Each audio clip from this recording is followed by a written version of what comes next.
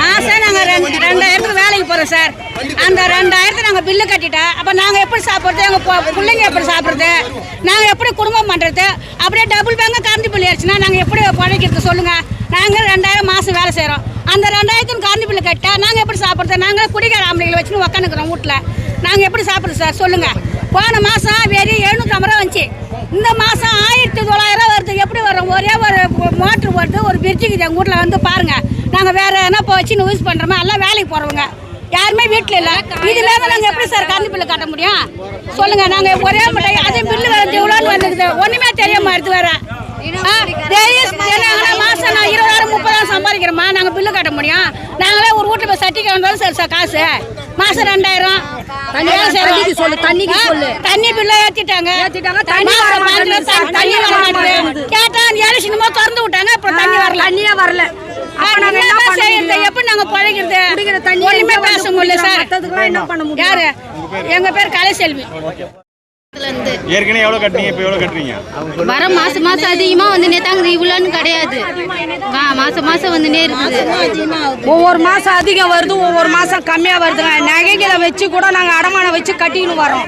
இப்படியே ஒவ்வொரு மாசம் ஏறினே இருந்தா எங்களோட பொழப்பு என்ன வருதுன்னு தெரியல. ஒரு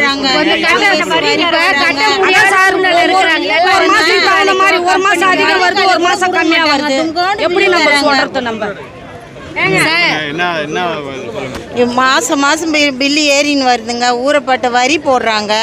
இந்த பில்லு பாருங்க, மல்லிகைக்காயில் கூட கொடுக்க மாட்டாங்க, தும்கோண்டு பில்லு தராங்க. அது பணம் எது இது என்ன ஒன்றும் கண்டுக்க முடியல.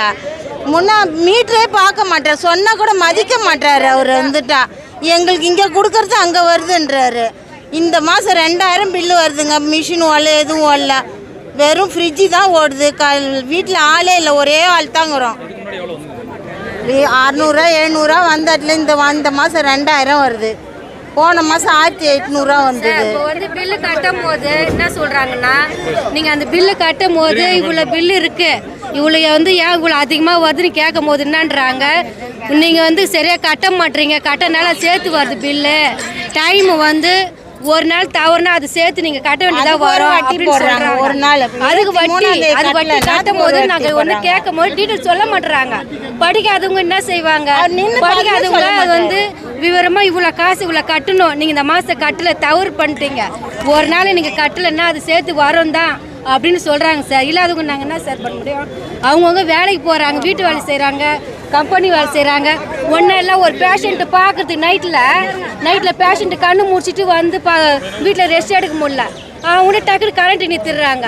கரண்ட் நம்ம காசு கட்டிட்டோமே, ஏன் கரண்ட் நின்றுச்சுன்னு கேட்டேன்னாக்கா ஒன்று நம்ம கம்ப்ளைண்ட் பண்ணும் போது நாங்கள் வந்து பார்க்குறோம்மா, அது நீங்கள் வந்து நாங்கள் இங்கே மெயினில் தான் நாங்கள் கட் பண்ணுவோம், வீட்டில் கட் பண்ண மாட்டோம், எல்லாமே இங்கே சிஸ்டம்லாம் இங்கே தான் இருக்குது அப்படின்னு சொல்கிறாங்க. வோல்டேஜ் கம்மி எதுவுமே. ஆனால் எங்கள் வீட்டில் கூட ஒன்றுமே கிடையாது. எங்கள் வீட்டில் ஒன்றுமே டிவி கிடையாது, ஒன்றுமே கிடையாது. என்ன சார்? இப்போ வந்து கரண்ட் பில்லு வந்து கம்மி பண்ண சொல்லுங்க சார். எங்களுக்கு கம்மியாக வந்துச்சுன்னா இல்லாதவங்க எப்படி அதுக்கு வந்து ஒரு ரொட்டேஷன் பண்ணி கட்டுவாங்க. நாங்கள் என்ன பண்ண முடியும்? ஃபர்ஸ்ட் கரண்ட் பில்லை கம்மி பண்ண சொல்லுங்கள். அதேமாரி கரண்ட் வந்து சும்மா வந்து நிற்கிதுன்னா வோல்டேஜ் ப்ராப்ளம்ன்றாங்க. வோல்டேஜ் இல்லாமல் எங்களுக்கு எப்படி கொடுக்க சொல்லுங்கள் சார். தயவுசெய்து அதை மட்டும் அதேமாரி மெயின் பில்லு போடும் போது மீட்டரை பார்க்க சொல்லுங்கள்.